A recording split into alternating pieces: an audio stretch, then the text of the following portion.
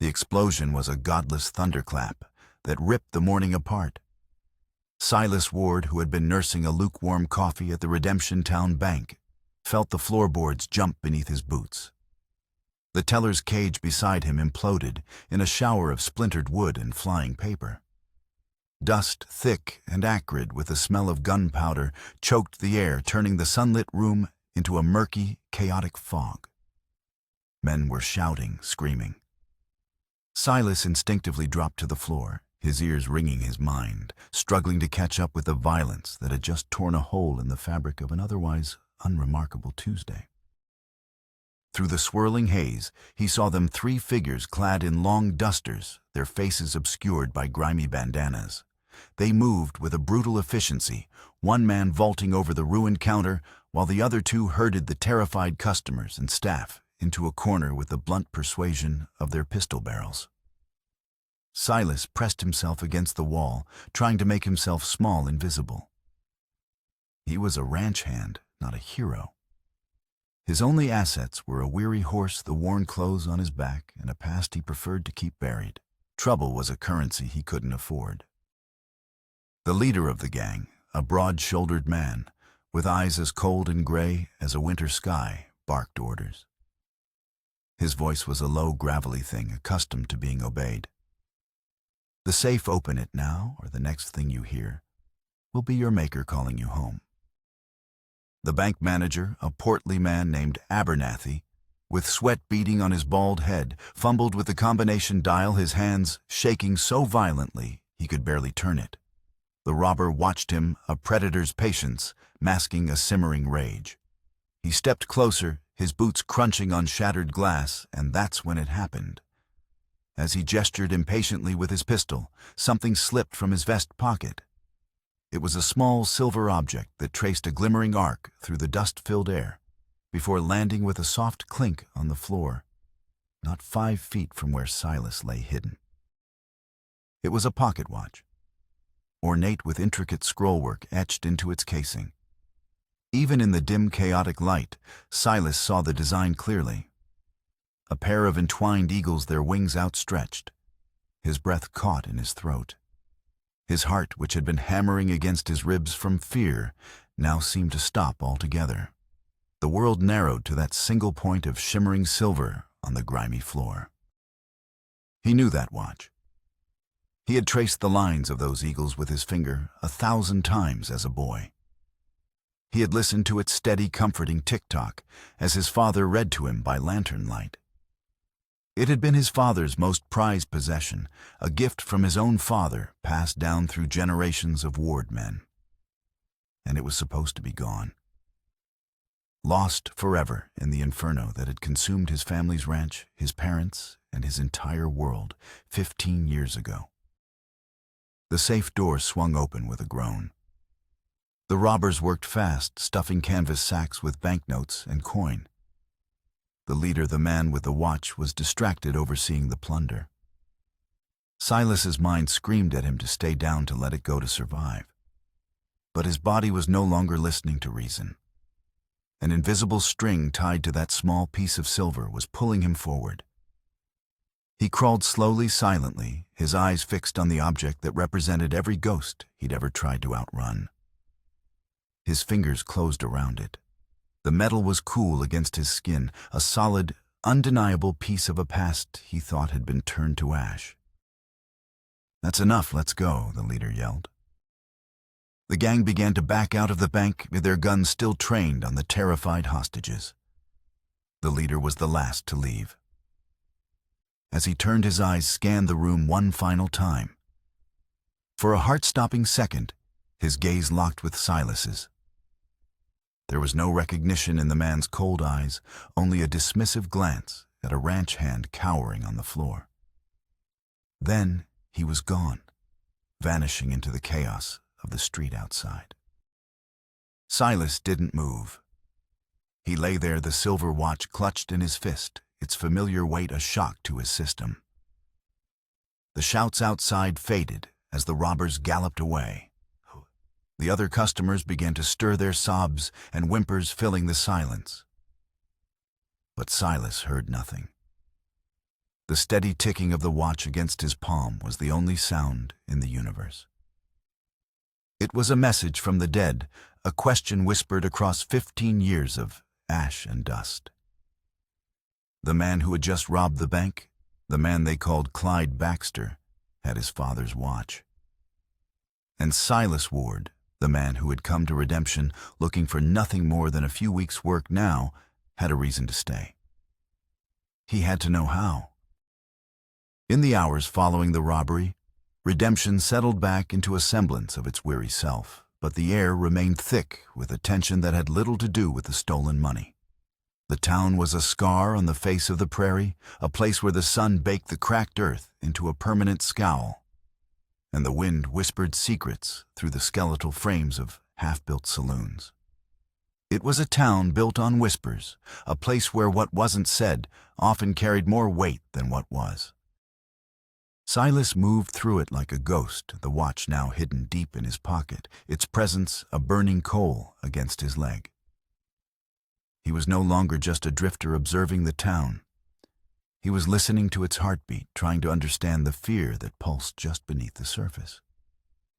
He saw it in the way shopkeepers avoided eye contact when Baxter's name was mentioned in connection with the robbery. He heard it in the strained silence that fell over the saloon when Sheriff Morrison posted a meager reward for the capture of persons unknown. Everyone knew who was responsible, but naming Clyde Baxter in redemption was like inviting a snake into your bedroll. Sheriff Morrison was a man carved from the same weary dust as the town he was meant to protect. His face was a roadmap of forgotten disappointments, his shoulders stooped under the weight of a badge that seemed more ornamental than authoritative. He moved with the slow, deliberate pace of a man who knew he was fighting a losing battle, but was too stubborn to lay down his arms. When Silas watched him question witnesses, he saw a performance of duty, not an investigation. Morrison's questions were soft, his gaze distant, as if he were afraid of what answers he might actually uncover. Silas's own past was a thing of smoke and shadows.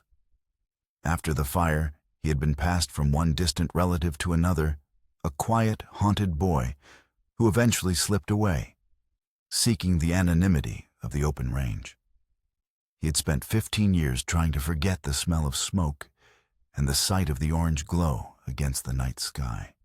He learned to be observant to read the subtle shifts in a man's posture, or the flick of an eye that betrayed a lie.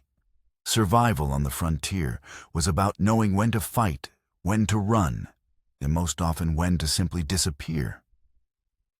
But the watch had changed that. It was an anchor pulling him back to a life he'd thought was buried.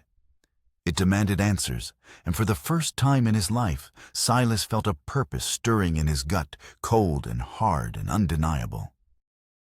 He spent the day learning the town's geography of fear.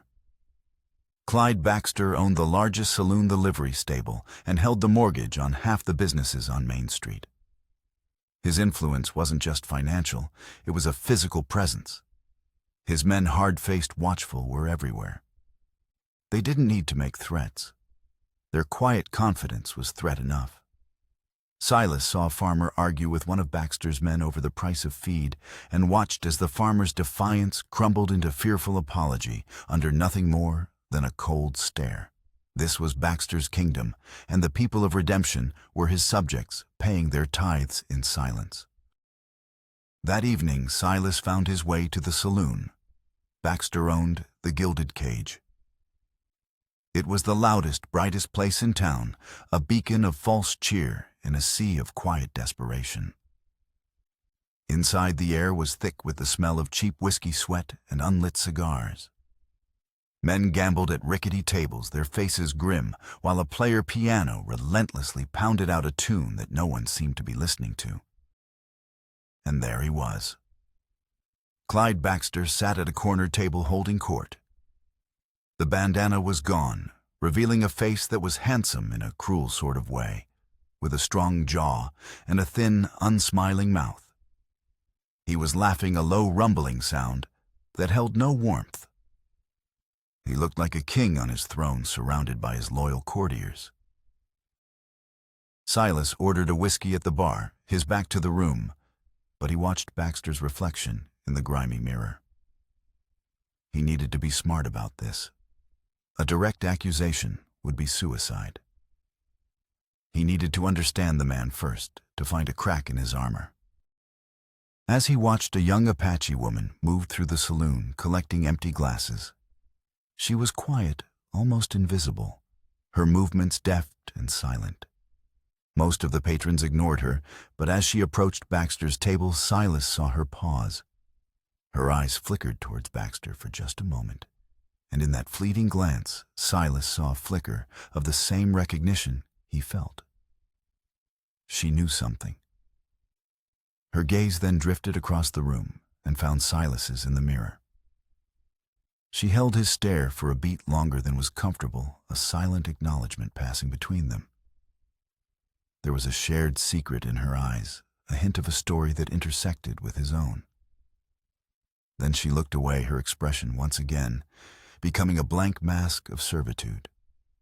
Her name, he would later learn, was Ayanna, and like him, she was an observer waiting for the right moment. Silas knew his moment had to be now, before his nerve failed him. He turned from the bar, the weight of the watch in his pocket, giving him a courage that felt borrowed and fragile. He walked towards Baxter's table, the saloon's noise seeming to fade into a dull roar in his ears. Every step was a conscious effort, a fight against a lifetime of instinct screaming at him to turn and walk away. The men at the table fell silent as he approached. Baxter looked up, his cold gray eyes narrowing slightly. He recognized Silas from the bank, but there was no alarm in his expression, only a mild dismissive curiosity. Silas stopped at the edge of the table. He reached into his pocket, his fingers closing around the cool, familiar shape of the watch. He pulled it out and placed it gently on the table, the silver gleaming under the lantern light. The entwined eagles seemed to mock him with their silent testimony. He met Baxter's gaze, his voice low but steady, cutting through the sudden silence of the saloon. "That watch you dropped at the bank. It was my father's." He let the words hang in the air, heavy and dangerous. "I want to know where you got it." The saloon, which had been a cacophony of noise moments before, fell into a deep, profound silence. The player piano stuttered to a halt mid-tune. Every eye in the gilded cage turned to the corner table where a lone, dusty ranch hand had just challenged the most powerful man in town. Clyde Baxter's condescending smirk didn't falter. He leaned back in his chair, a picture of relaxed menace, and picked up the watch. He turned it over in his hands, admiring the silverwork, as if seeing it for the first time. The silence stretched thick with unspoken threats. "Is that so?" Baxter said finally, his voice a silken purr that did nothing to hide the steel beneath it. He looked up at Silas, his gray eyes glinting with amusement. "A lot of things get lost in the dust, friend. Trinkets, fortunes, people. Best to leave them buried where you find them. Less complicated that way." The threat was clear, wrapped in the guise of friendly advice. But Silas didn't back down. The grief that had been a dull ache in his chest for 15 years had sharpened into a blade. "My father died in a fire at our ranch. This watch was on him. So I'll ask you again, where did you get it?" Baxter's smile tightened at the edges. Fires are a messy business. Things get misplaced. Perhaps one of the men who sifted through the ashes found it and sold it. A man should be more careful with his heirlooms. He slid the watch across the table, stopping it just short of Silas's hand. "Here, take it. A gift for your troubles." It was a dismissal, an insult. Baxter was treating him like a beggar, trying to buy his silence with an object that was already his. Across the room, Silas saw Ayanna, the Apache girl. She had stopped clearing tables and was watching the exchange, her dark eyes wide.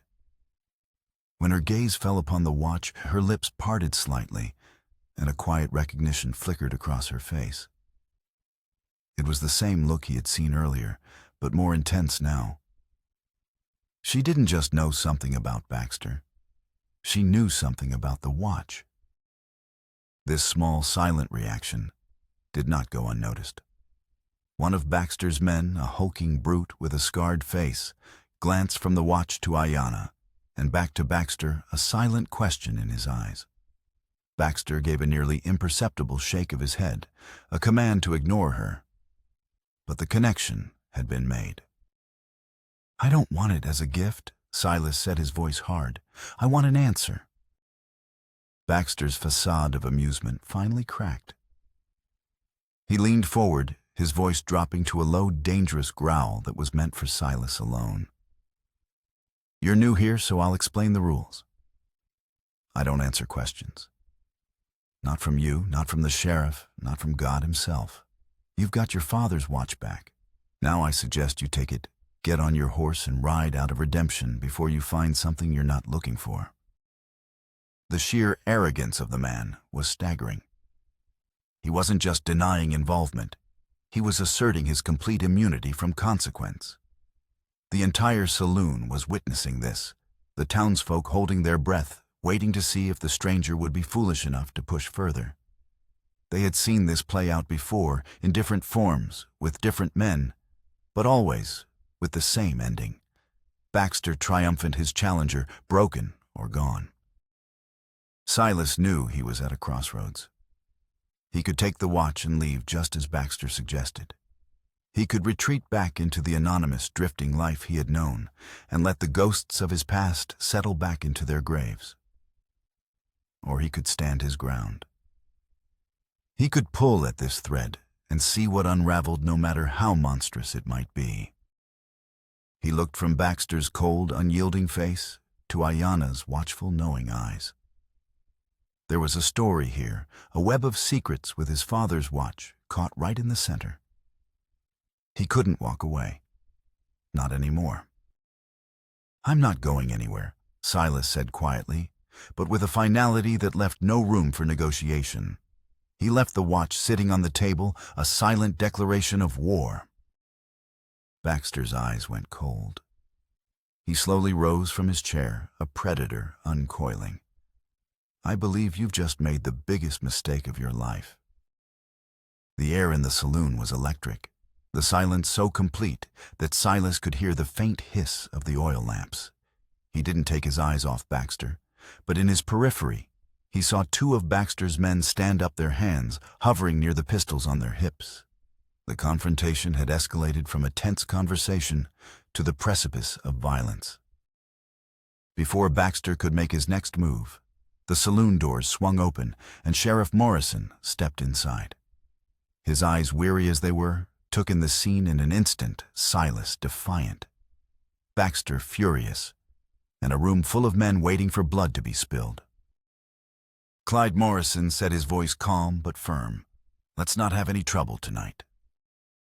Baxter shot a venomous glare at the sheriff, then slowly settled back into his chair. He waved a dismissive hand at his men, who reluctantly sat down. "No trouble here, Sheriff. Just having a friendly chat with this newcomer, welcoming him to redemption." The sarcasm dripped from every word. Morrison walked over to the table. His gaze flickered to the silver watch, then to Silas. "Son, I think it's time you called it a night." It wasn't a request. Silas held the sheriff's gaze, looking for any sign of genuine authority, any hint that the lawman was more than just another one of Baxter's pawns. He found only exhaustion. He gave a curt nod, turned his back on Baxter, and walked out of the saloon, feeling the weight of every eye in the room on him. He had made his stand, but he had accomplished nothing except to paint a target on his back. He found a room at the boarding house, a small, clean space that felt more like a cell than a sanctuary. He spent the night staring at the ceiling, the scene in the saloon replaying in his mind. Baxter's smug denial, the fear on the faces of the townsfolk, and Ayanna's silent recognition of the watch. She was the key. The next morning, Silas went to the sheriff's office. It was a dusty, neglected space cluttered with yellowed posters and stacks of old paperwork. Morrison was at his desk, nursing a cup of coffee. He looked up as Silas entered, his expression one of resignation. "I was hoping you'd have been long gone by now," Morrison said, his voice gravelly with sleep. Silas walked to the desk and placed the watch on a stack of files. "This was my father's. It was on his body when he died in a fire 15 years ago. A fire that was ruled an accident. Yesterday, Clyde Baxter dropped it during the bank robbery. You're the law in this town, Sheriff. I'm asking you to investigate." Morrison picked up the watch and examined it, his face unreadable. He was silent for a long time. "Son," he said finally, his voice heavy with a profound weariness. "Some stones are best left unturned. Baxter owns this town from the dirt to the sky. You go kicking over stones like this, you're liable to find more than just snakes. You're liable to get yourself buried. So you're not going to do anything?" Silas asked, a cold knot of frustration tightening in his stomach. "I'm telling you to leave," the sheriff said, his eyes pleading. "For your own safety. Whatever you think you know, whatever you think this watch means, it's not worth your life. Let it go." He slid the watch back across the desk. It felt like a final judgment. The law in redemption was either unwilling or unable to help him. Frustrated and angry, Silas left the office, the watch once again heavy in his pocket. If the sheriff wouldn't help, he would find answers himself. He needed to talk to Ayanna. He spent the better part of the day looking for her, checking the saloon and the general store, but she was nowhere to be found. He suspected she was being kept out of sight. As dusk began to settle, painting the sky in shades of bruised purple and orange, he saw her. She was walking quickly down a narrow alleyway behind the livery stable, carrying a small bundle. He quickened his pace to catch up with her, calling out her name. She stopped and turned her eyes wide with alarm. Before Silas could say another word, two figures emerged from the shadows behind him, blocking his path. It was the scarred-faced man from the saloon and another of Baxter's thugs. They moved with a predatory silence, cornering him. "Mr. Baxter doesn't like people who ask too many questions," the scarred man said, his voice a low rumble. He cracked his knuckles, a sound like dry twigs snapping. This wasn't a conversation. It was a threat made manifest. There was no negotiation to be had. Silas's hand went to the pistol on his hip, but before he could draw, the second man lunged, grabbing his arm. The scarred man drove a fist into Silas's stomach, knocking the wind out of him. He doubled over, gasping for air. Another blow caught him on the side of the head, sending him staggering against the rough-hewn wall of the stable. His vision swam. He saw Ayanna frozen in place, her face a mask of terror. The men closed in, ready to finish the job. But 15 years of hard living on the frontier had taught Silas how to endure. He pushed off the wall, using the momentum to swing his body around his boot, connecting solidly with the second man's knee. The man howled in pain and went down. The scarred man came at him, a knife suddenly appearing in his hand, its blade glinting in the twilight. Silas dodged the first wild slash, the tip of the blade slicing through the fabric of his sleeve. He didn't have time to draw his gun. He grabbed a loose piece of timber leaning against the wall and swung it like a club, catching the man squarely in the shoulder. The knife clattered to the ground. Before his attacker could recover, Silas was on him, landing a series of short, brutal punches that sent the man stumbling backward. He crashed into a stack of empty crates and fell in a heap. Silas stood breathing heavily, his head throbbing, his gut on fire. The second man was still on the ground, clutching his injured knee. He had won, but it was a hollow victory. The sheriff's warning echoed in his ears. This was just the beginning. Baxter was sending a message. He looked for Ayanna, but she was gone. The alleyway was empty. He was alone with the groans of his attackers and the chilling realization that he could no longer afford to seek answers in the open. The fight for the truth had to go into the shadows. Silas waited until the moon was high and the town of Redemption was cloaked in a deceptive stillness. He knew Ayanna wouldn't have gone far. She hadn't run out of fear for herself, but to avoid bringing more violence down upon him.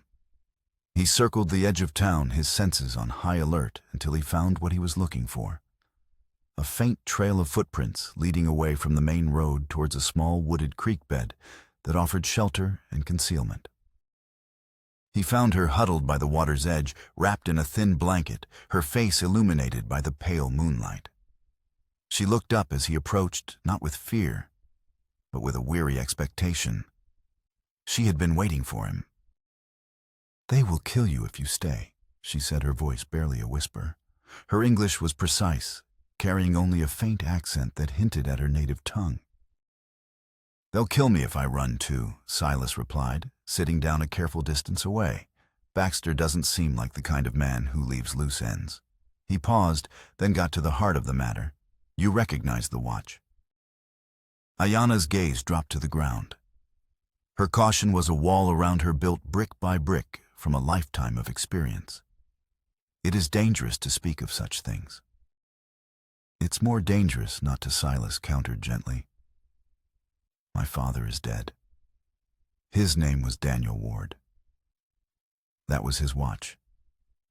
The man who has it is named Clyde Baxter. I need to know the connection." She was silent for a long moment, studying his face in the darkness, judging his intent, his character. Finally, she seemed to reach a decision. "My cousin's name was Mesa," she began, her voice gaining strength as she spoke. "He was not a thief. He was a protector of our people. For months he had been tracking cattle that were disappearing from our lands. The trail always led back to the ranches surrounding this town." She explained that Mesa, clever and observant, had discovered that Baxter was the ringleader of a large-scale rustling operation. He wasn't just stealing cattle. He was systematically rebranding them and selling them using forged documents to make the sales look legitimate. Mesa gathered proof. Ayanna continued, her voice trembling with a mixture of grief and pride. "He found where they altered the brands. He spoke to other homesteaders who had also lost livestock to Baxter. He was building a case, a true one, to take to the territorial authorities." Her eyes grew dark with memory. "But someone warned Baxter. They caught Mesa near the old Cinder Creek crossing. I was hidden gathering herbs nearby. I saw it all." She described the scene with a chilling clarity. Baxter and two of his men confronting her cousin. Mesa refusing to be intimidated. The argument escalating until Baxter, in a fit of rage, drew his pistol and shot Mesa in the chest. "He killed him." She whispered the words catching in her throat. "Just killed him. And then they burned his body so there would be no proof he was ever there." The pieces began to click into place for Silas. "And you're the only witness." She nodded. "They found my tracks later. They have been hunting me ever since. They caught me 2 days ago. They were going to hang me to silence me, but you appeared on the street." A cold dread washed over Silas. He hadn't stumbled into a simple intimidation. He had walked into the middle of a murder cover-up. The watch he pressed. "What does it have to do with Mesa?" "Mesa told me about it," Ayanna explained. He had spoken to an old homesteader, a man named Peters, who was one of the first to be driven off his land by Baxter many years ago. Peters told him a story about Baxter's first big score. He said Baxter didn't buy his first ranch. He took it. After a mysterious fire killed the family that owned it. Ayanna looked directly at Silas, her eyes locking with his.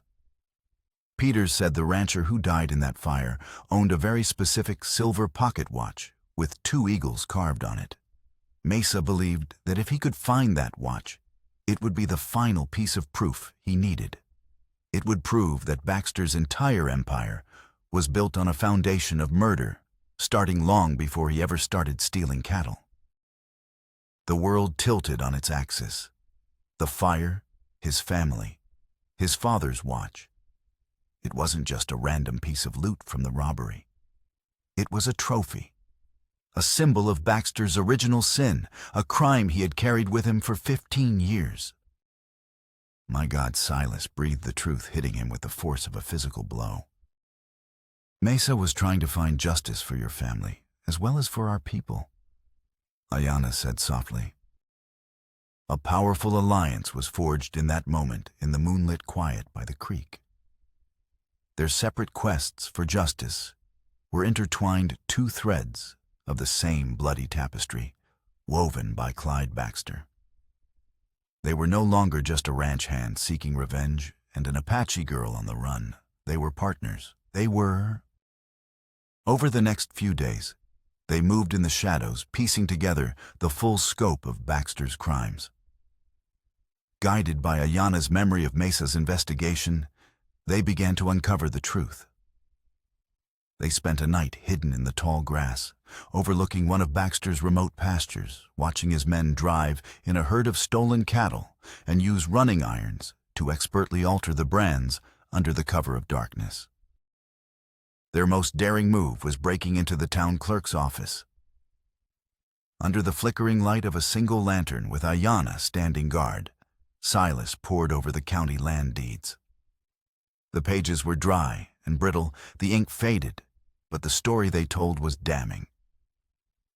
He found the records for dozens of homesteads, all sold to Baxter or one of his shell companies for pennies on the dollar, always shortly after the owners had suffered some misfortune. A suspicious fire, a well-running dry, a sudden Indian raid that never actually happened. And then he found it. The deed to the Ward family ranch, a sprawling property with the best water rights in the county. The sale date was recorded just 2 weeks after the fire. The buyer was a company whose sole director was listed as Clyde Baxter. The price he paid was so insultingly low, it could only be described as theft. It was the confirmation he needed, the cold, hard proof, written in the elegant script of a county clerk. Deeper in the files, tucked away in an unrelated folder, Ayanna found a hidden ledger. It wasn't a town record. It was one of Mesa's. He must have hidden it there for safekeeping. Inside, in his neat, careful handwriting, was a detailed list of every stolen herd, every swindled homesteader, every crime he had laid at Baxter's feet. It was a meticulous record of a decade and a half of terror. And on the final page, Mesa had written a name next to the Ward Ranch fire, Daniel Ward. He had made the connection. He had known, and it had gotten him killed. Clutching the ledger, Silas felt a profound sense of connection to the man he had never met. Mesa hadn't just been fighting for his own people. He had been fighting for the memory of Silas's family. The weight of that debt settled on Silas's shoulders. This was no longer just about uncovering the past. It was about finishing the work that Mesa had started. The deeper they dug, the more certain Silas became that Baxter's control over redemption was absolute. Every clue they found, every name in Mesa's ledger, seemed to lead back to a conspiracy of silence that implicated half the town. But the final devastating piece of the puzzle came not from a dusty ledger, but from a single folded document they found pressed between the pages of an old book of county regulations in the clerk's office. It was a formal witness statement concerning the fire at the Ward Ranch, dated 15 years ago. The statement was brief and clinical, describing the aftermath of the blaze, the collapsed barn, the smoldering ruins of the house, the conclusion that the fire was likely started by a knocked-over lantern in the hayloft. A tragic accident. At the bottom of the page was the signature of the man who had officially closed the case, the lawman who had vouched for the accidental nature of the fire. The signature was clear and unambiguous, a younger, more confident version of the looping script Silas had seen on the sheriff's own desk. It was signed by Deputy T. Morrison. Silas stared at the name, the blood draining from his face. Sheriff Morrison, the weary, world-beaten lawman who had warned him to let the past stay buried. The man who had seemed powerless, overwhelmed by Baxter's influence. It hadn't been powerlessness. It had been complicity. He hadn't just been turning a blind eye to Baxter's current crimes. He had been instrumental in covering up the one that started it all. The revelation hit Silas with the force of a physical betrayal. His trust, already a scarce commodity, shattered completely. He was utterly alone. There was no one in Redemption he could turn to. The law itself was part of the sickness that infected the town. He looked at Ayanna, her face grim in the lamplight. She placed a hand on his arm, a silent gesture of support. They were two against an entire town, built on a lie. "What do we do now?" she asked, her voice low. "We end it," Silas said, his own voice sounding hollow and distant to his ears. "There's no turning back." The fight was no longer just about his family or about Mesa. It was about tearing down the entire rotten structure of Redemption and exposing the 15-year-long conspiracy that festered at its heart. Their discovery of Morrison's involvement must have triggered some silent alarm. Perhaps the clerk, a nervous, twitchy man, loyal to Baxter, reported their late-night visit.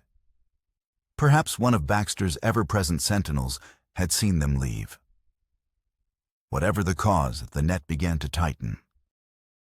The next day, as Silas was buying supplies at the general store, he felt a change in the atmosphere. The whispers that followed him were no longer just curious. They were fearful. The glances from the townsfolk were no longer just wary. They were terrified. Baxter knew they were getting close. He was going to make his move. Silas sent Ayanna to their hiding spot by the creek, telling her to stay put until he returned. He needed to think to plan their next move. But when he returned to the creek bed as evening fell, the small camp was in disarray. The blanket was tossed aside, and there were signs of a struggle in the soft earth by the water. Ayanna was gone. Pinned to a tree by a hunting knife was a piece of folded paper. Silas's heart pounded in his chest as he pulled it free. The handwriting was crude, barely legible. "The girl for the watch, and your silence. The old church at Storm's Peak. Come alone." He looked up at the sky. The horizon was a bruised, angry line of black and gray. The wind was picking up, carrying the scent of rain and dust.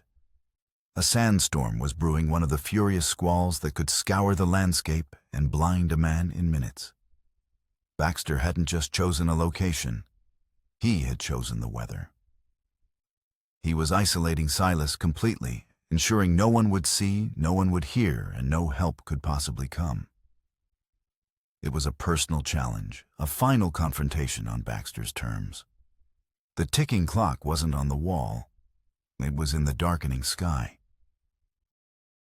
The wind howled like a banshee, whipping sand into a furious, blinding veil that scoured the very air from the sky.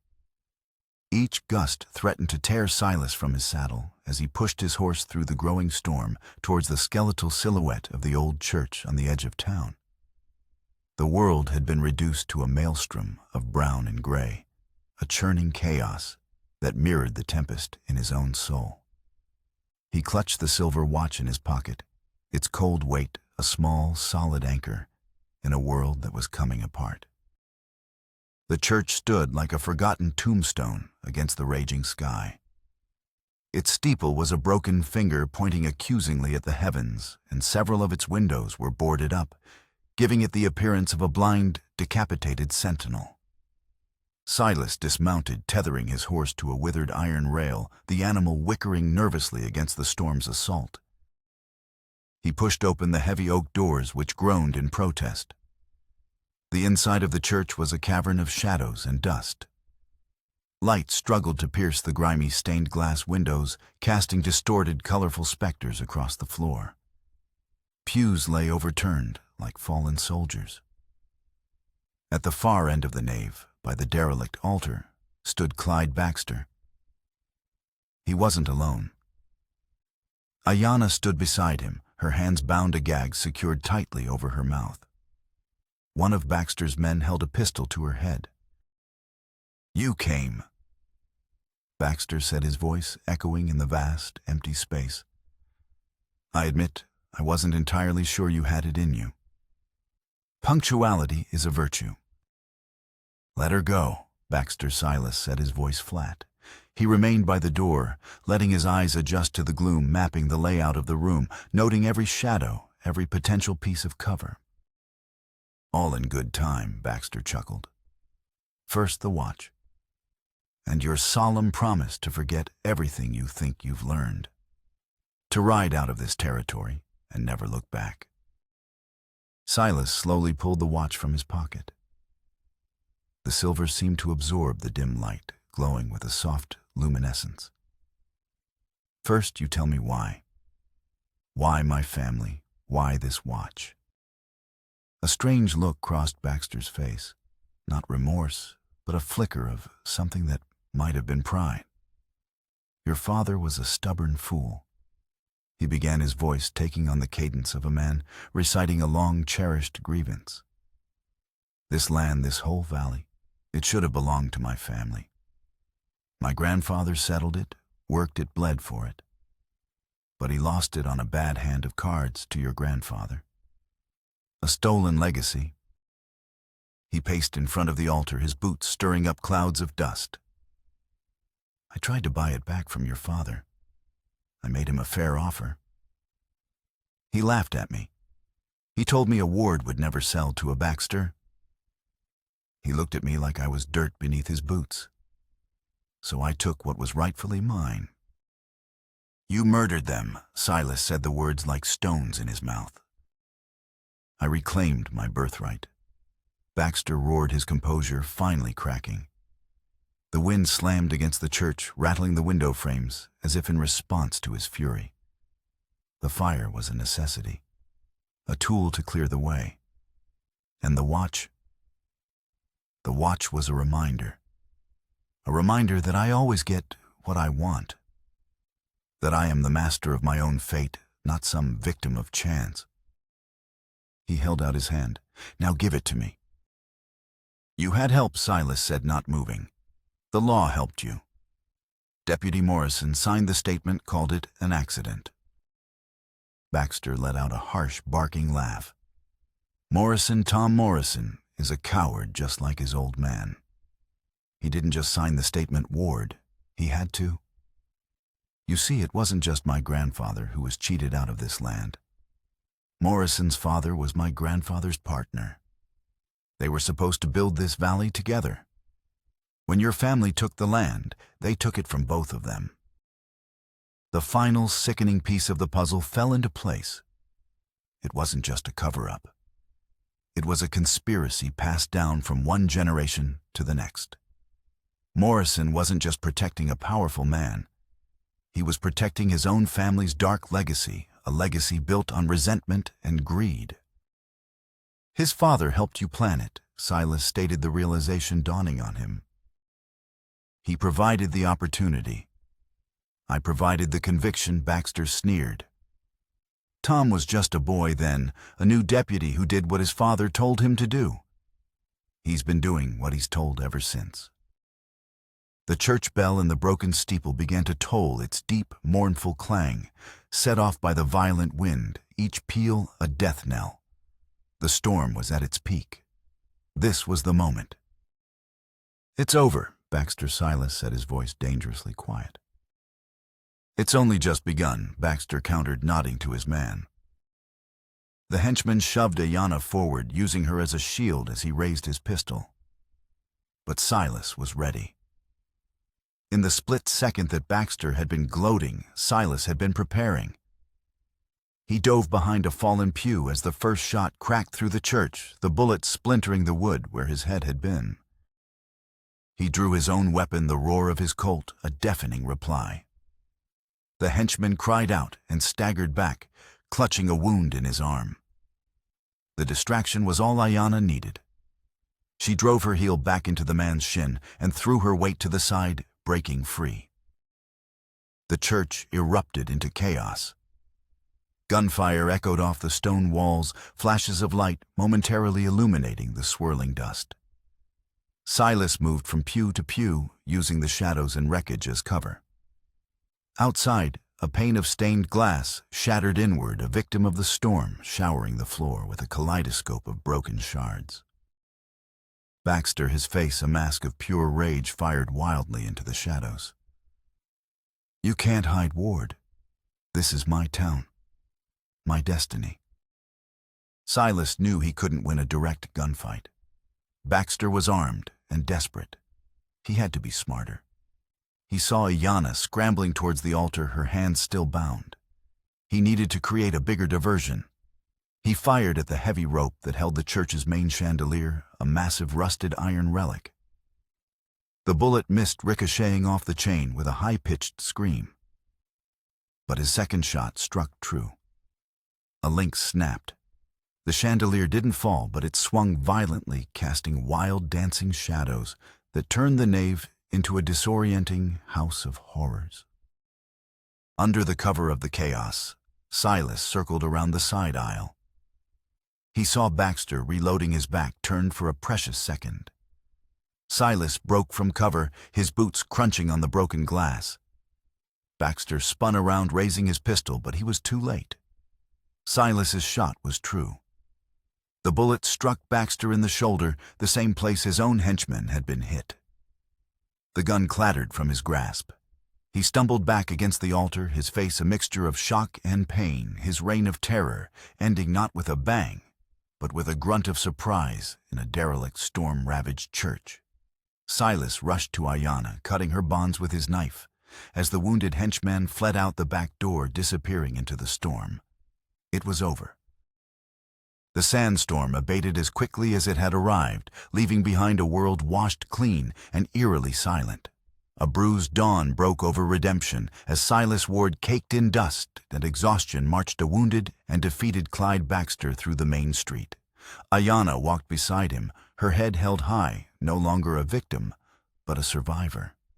The evidence, Mesa's ledger and Morrison's signed statement, was tucked safely in Silas's saddlebag.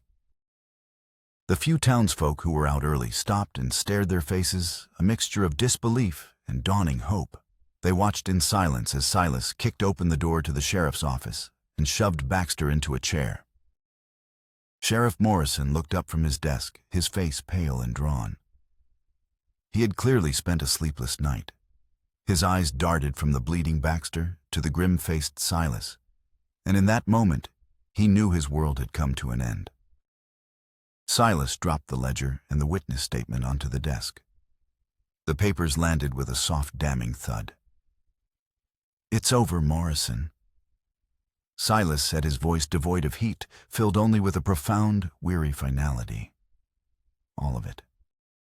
Morrison stared at the documents, at his own youthful signature on the 15-year-old paper.